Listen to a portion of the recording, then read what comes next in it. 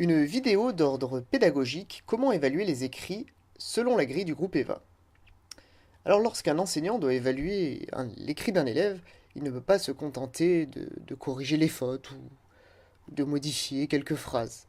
C'est pour ça que la grille du groupe EVA nous propose 3 points de vue. Le premier est le point de vue pragmatique. Donc il faut tenir compte de la situation dans laquelle l'écrit fonctionne. Donc, qui écrit, pourquoi.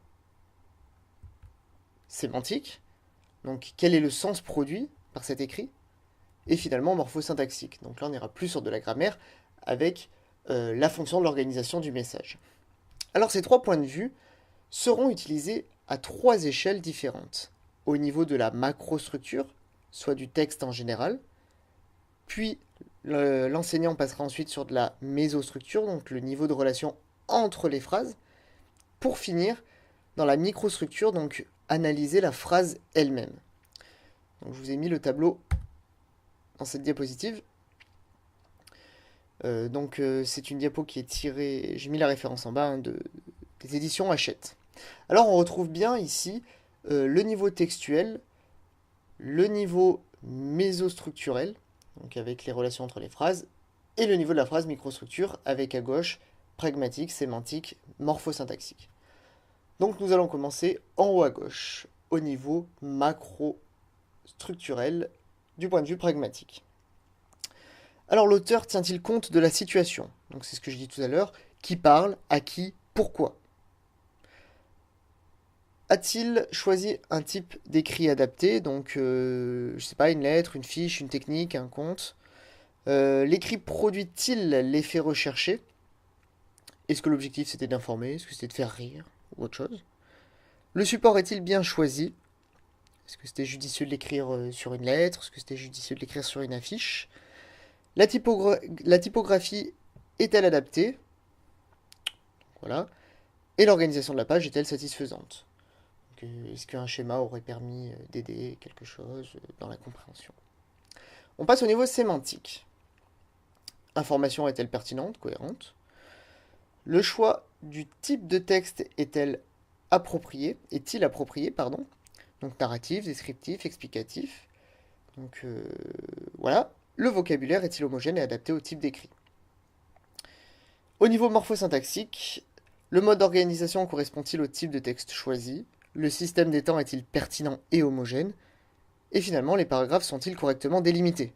Est-ce qu'il y a des paragraphes, des sauts de ligne, une introduction, etc.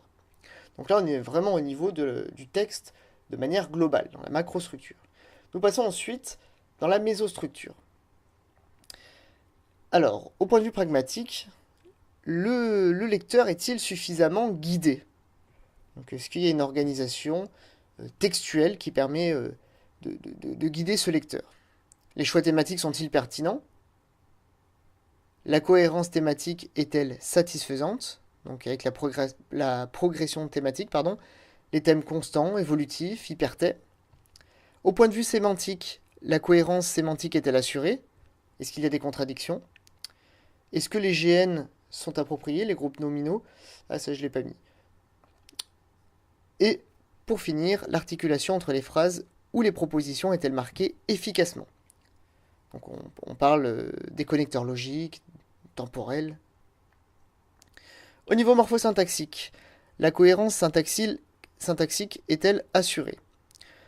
Donc, par exemple, l'utilisation des articles définis, indéfinis, des pronoms. La cohérence temporelle et la concordance des temps et des modes sont-elles respectées? Et finalement, est-ce que la ponctuation, donc les points, majuscules, ponctuation des dialogues, est-ce qu'elle est maîtrisée? Donc voilà, après avoir fait la macrostructure, la mésostructure, nous allons sur la microstructure, donc sur la phrase en elle-même. Au niveau pragmatique, la construction des phrases est-elle adaptée au type d'écrit? Donc on retrouve ce qu'on a dit au début sur le niveau textuel, mais là on a vraiment un œil rivé que sur les phrases. Les choix énonciatifs sont-ils pertinents? Système du récit et du discours, utilisation des modalisateurs. Au niveau sémantique, le lexique est-il adéquat? Les phrases sont-elles sémantiquement acceptables? Et au niveau morphosyntaxique, la syntaxe de la phrase est-elle grammaticalement acceptable? Donc ce n'est qu'à partir d'ici que l'on parle vraiment de grammaire. D'accord? Donc c'est important lorsqu'on évalue un écrit, de ne pas mettre trop d'importance finalement sur la grammaire. Il y en a, il faudra corriger les fautes, il faudra faire un travail, mais finalement il y a tout un travail avant finalement de reconnaître euh, les fautes d'orthographe. La morphologie verbale est-elle maîtrisée? L'orthographe est-elle correcte? La ponctuation interne à la phrase est-elle maîtrisée? Donc voilà. Cette grille du groupe EVA est un outil essentiel pour évaluer les écrits parce que c'est une tâche qui est très difficile et finalement partir de la structure en général pour aller de plus en plus vers la phrase permet de donner au correcteur plusieurs outils pour pouvoir évaluer ce qu'il y a à travailler, ce qui est bien et ce qui n'est pas bien.